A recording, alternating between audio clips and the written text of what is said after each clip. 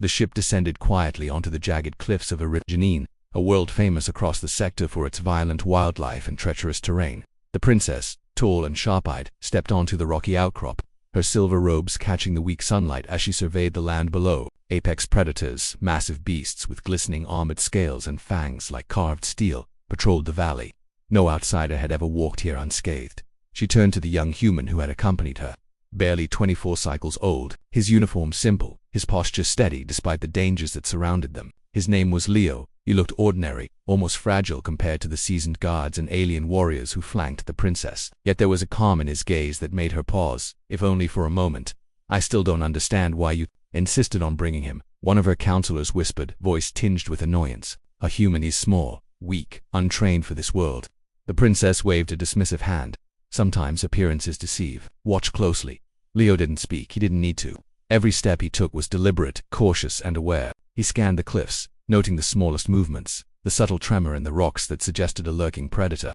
The princess had expected him to freeze, to stumble, perhaps even beg for protection. He did none of these. The first threat emerged without warning. A massive predator, its body the size of a transport pod, crested the ridge below. Its scales shimmered like liquid bronze, claws digging into the stone. Its eyes, black pools of predatory intelligence, locked on the princess.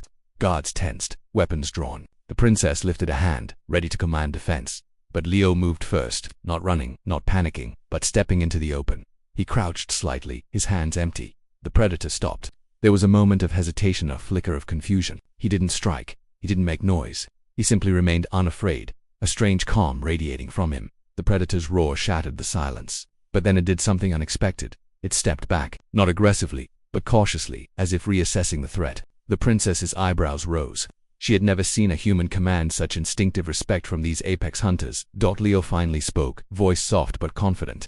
"You don't need to fight me. I'm not your enemy." The predator's eyes studied him for a heartbeat longer before it turned and vanished into the jagged rocks. A ripple of astonishment ran through the counselors. The princess blinked, her hand frozen mid-gesture. You did that?" she asked, disbelief in her tone. Leo merely nodded. "I know how they think. I don't fight them. I make them understand we're not worth the effort." From that moment, the dynamic shifted.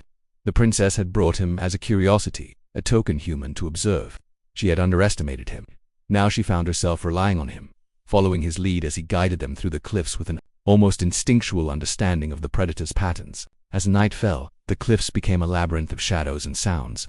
Leo set up camp with surprising efficiency, constructing barriers from jagged rocks and placing small, glowing devices that emitted vibration subtle signals that kept predators at a distance. The princess watched in awe as he moved with quiet authority, a calm amid the chaos. "You make it seem easy," she admitted, settling on a rock nearby. "I thought these lands would devour us before morning." Leo glanced at her, a small smile tugging at the corner of his mouth. "They test you, they watch for fear.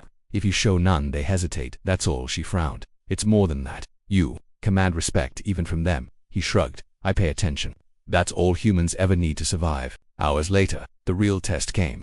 From the misted valley below, a pack of predators emerged, larger, more coordinated, and obviously hungry.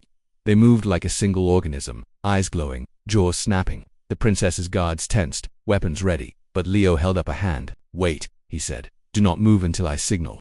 The princess hesitated, then nodded. She had no choice.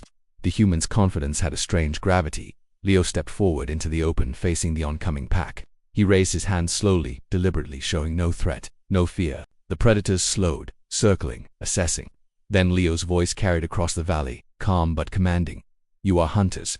I am prey, if you wish. But today, I offer a choice. Leave and live, fight and die." The Alpha, a monstrous creature with silvered fangs, growled, stepping closer. Leo did not flinch. He maintained eye contact, his posture relaxed, almost regal. Something in him, something deeply human yet profoundly aware, seemed to resonate with the predator. It paused. Then, shockingly, it bowed its massive head slightly, and the pack stepped back. One by one, they retreated, vanishing into the shadows.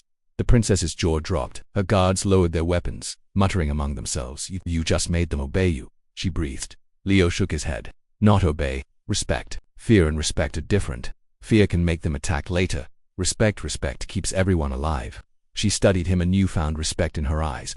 The human she had underestimated, the one she thought fragile and inexperienced, had just demonstrated a mastery over the world that she had spent decades learning to survive in. Over the next several days, they moved deeper into the cliffs.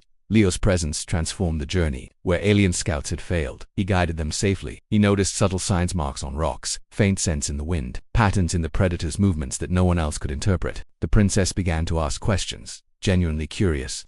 How do you see all this? I've spent years studying these lands, and yet you notice what I miss. Leo shrugged. Humans learn to survive by paying attention, by being aware of what others dismiss. In my world, predators are everywhere. You either notice, or you die. Simple as that. By the 5th day, they reached the heart of the cliffs, a plateau where the predators' dens converged. It was the most dangerous point, and the counselors whispered nervously about retreating. But Leo assessed the area calmly, almost like reading a map.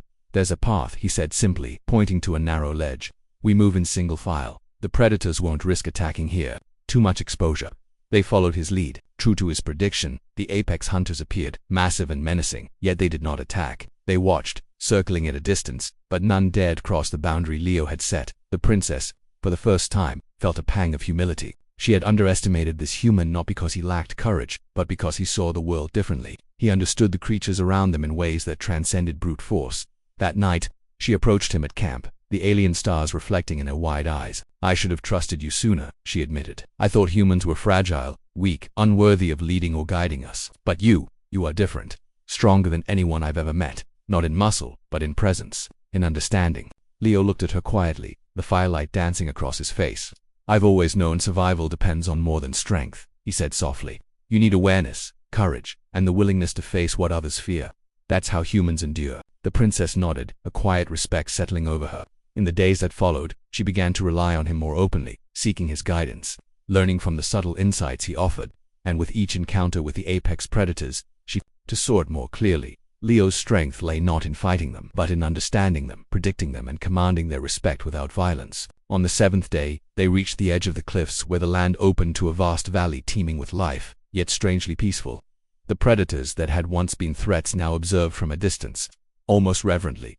As Leo led the group safely across the plateau, the princess watched him, a sense of awe swelling in her chest. She realized that in underestimating him, she had almost lost sight of what made humans extraordinary. Not their weapons, not their numbers, but their adaptability, their intellect, and their quiet, unshakable resolve. When the counselors murmured in amazement at how the human had led them safely, the princess raised her hand to silence them. He is not just a guide, she said. He is a testament. Underestimating him was our mistake. From this day forward, we remember that strength comes in many forms sometimes, from the most unexpected places. Leo smiled faintly, accepting the praise with humility. He had not sought glory, nor did he revel in admiration.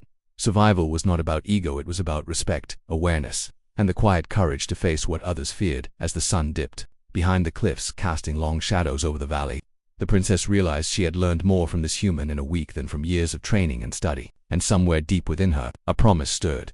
Never again would she underestimate the quiet strength of someone who chose to act with awareness, courage, and respect. And for Leo, the journey was far from over. This world was harsh, dangerous, and unforgiving, but it had also revealed a truth he had always known. Humans, when unafraid and observant, could stand even among apex predators and emerge unscathed, commanding respect not through force, but through understanding.